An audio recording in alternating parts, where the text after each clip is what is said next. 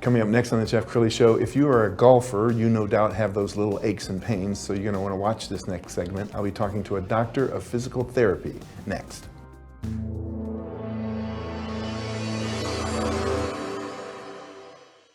Many are predicting that the worst is yet to come, which is unfortunate, said one person here. Until now, they've enjoyed the reputation of being the nation's icebox. Watched a burglar in his home this morning by webcam. As a journalist of over 25 years, stories are what make my world turn. Reporting live from the Dallas newsroom tonight, Jeff Crilley, Fox 4 News. But in 2008, I took the jump from my familiar life and started a PR firm from my home. We're talking about anyone with a camcorder like the one I'm using becomes a television network. We started slowly growing the company, and we now have over 100 clients, and we've branched into the world of live digital broadcasting. I now own 8 different TV studios and have a huge team, and the stories that I now get to share are sometimes the most important of my life. Life has a funny way of coming around full circle. This is the Jeff Crilley Show. Well, a shout out to my beautiful bride, Victoria Snee, because she's responsible for my next guest. She was suffering some aches and pains a couple of weeks ago, and she said, I hear there's this amazing doctor of physical therapy at Glen Eagles, we're members, and she came back after one session and said, you need to have this guy on your show. And that's exactly what I did, because I listened to my wife. Cris Maya is in the studio. Thanks for coming on the show. Thank you for having me, Jeff. Absolutely. Well, I think your journey is very interesting. So you were telling me a story about a friend of yours that had a basketball injury. Yes, it was back when I was a junior in college. He played basketball in New York City, and one game of his, he went up for a rebound and got elbowed in the neck, and then 24 hours later, he had an ischemic stroke, and that changed everything. I got the text, and all my friends, we just couldn't believe what was happening, and that kind of gave me a little bit more direction when I was going through school and kind of finding a little bit of a purpose in that time.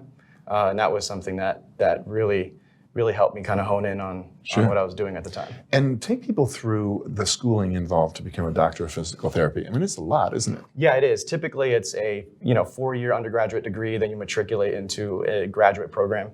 And it's usually about 3 years. Right now, you can see some schools doing it in about 2.5. I did it out of high school. So when I was 18, I matriculated into a 6-year doctorate program at Ithaca College in New York. So that was kind of my path. So it was more of a 3+3 as opposed to a 4+3.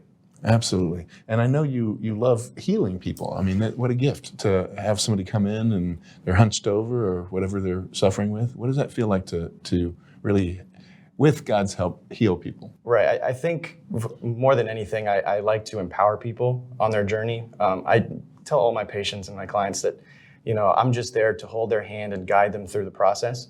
And hopefully they come out of it, feeling empowered, like they could do something about their situation and not feel like they have to rely so heavily on someone else, but always there to help them and get them along the way. Well, we've got a little video that you sent us, and I want you to kind of narrate this as these images come on the screen. Talk to us about what we're looking at. Yeah, so this is the mobility component, the muscle activation. This is, nothing atypical that you wouldn't see in a clinic or any other setting. I typically look at people's range of motion to kind of see where their limitations are. This is extremely important to helping kind of figure out what the plan of care is going to be.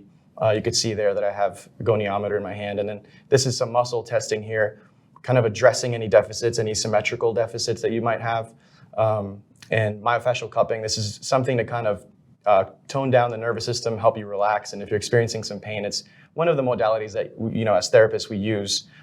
It's a passive modality, but nonetheless can help with some pain relief. Sure.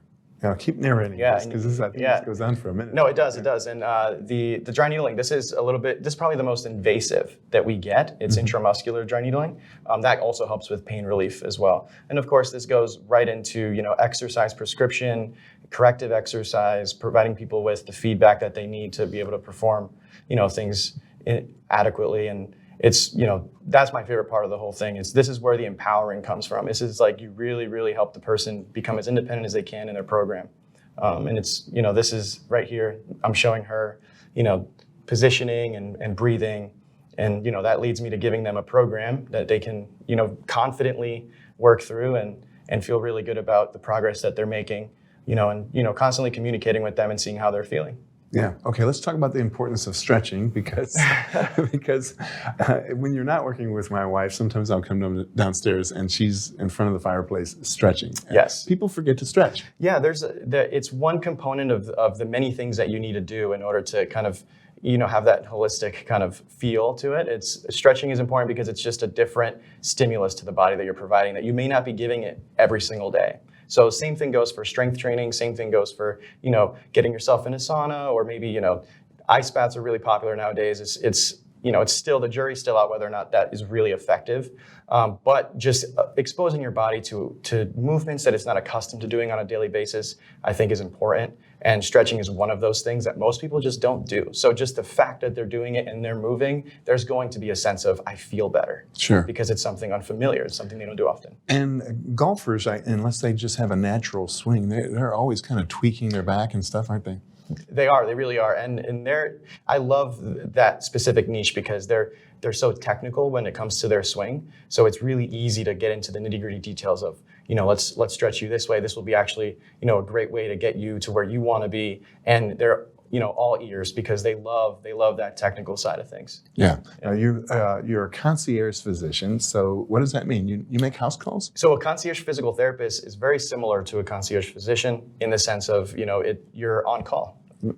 So much so that, you may have to go to someone's home, late in the evenings or really early in the mornings. But that's really the nuts and bolts of it. You are available to your client at any time, whether it's phone call, email, or in person. But yes, that's typically the model, very similar to concierge physicians. Well, one of the things Victoria told me is you have great bedside manner. I mean, it's one thing to be, technically proficient, but it's another thing to build rapport, and in a way you almost become like a friend or a therapist, don't you? I think that's at the therapeutic alliance is at the crux of all of it. I think whatever provider it is, a doctor of physical therapy, a chiropractor, at the end of the day, we're human beings, and we really have to, listen to each other. And if the communication is there, it makes it a lot easier for both of us to relax in that setting. And I think that that's something that I learned in my 20s, and I've allowed that to kind of shape the relationships that I have with my patients and my clients. And as you can see, Victoria, she notices that we're, it's a relaxed environment, and I pride myself on that. And you have a nice distinction because you are the guy that all of the invited clubs, formerly known as Club Corp, they send people to you, don't they? They do, yeah. So really, the network of country clubs here is expansive within that invited club network. And although I just render my services in person at Glen Eagles, I have access to all the other members who are more than welcome to see me. That can come up, and it's just a great network to have. Sure. Yeah. You were telling me right before the show a story about your dad. Yes. Would you share? Yeah. So, my dad and I, when I was growing up, he worked at a country club in White Plains, New York, and he was a maintenance worker there. And I would spend Saturdays when I was like 8 or 9 years old, just kind of riding in the cart with him, and watching him take care of the course and cut the grass and rake the bunkers. And that was one of the lasting memories I have of my father. We spent a lot of time out there when I was a kid. And, golf was never really, something that I even thought of doing. And years go by and I go to college and I, go to school, get my doctorate. I ended up doing my last rotation, my clinical rotation in Rancho Mirage, California. And I was shadowing a neurosurgeon. And this neurosurgeon, took me to the OR several times, and we got to know each other really well. And he said, Chris, you need to pick up golf. Golf is an amazing sport, and you'll never forget it. Like, you'll be able to play until your 70s, 80s if you're able to. And I took that to heart. So after I took my boards, I went back to New York. I ended up moving to Houston. And in Houston, I had a older patient who was going into palliative care, and he was, his days were numbered. And so we had a conversation on one of our sessions, and he said, you know what, Chris, I want to give you my old set of clubs since you don't have any. So he takes his walker and we walk into his garage, and he says, Chris, over there in that corner, grab those clubs. And so I got them and I left. And I said, thank you so much. And it was a very interesting moment there because he was passing down something that meant so much to him. So I, swapped out the bag, and for the next, couple years, when I moved to Dallas to do my residency, I was playing golf with these hand-me-down clubs. They weren't fitted to me, but I just loved being out there on the course and playing and learning the game.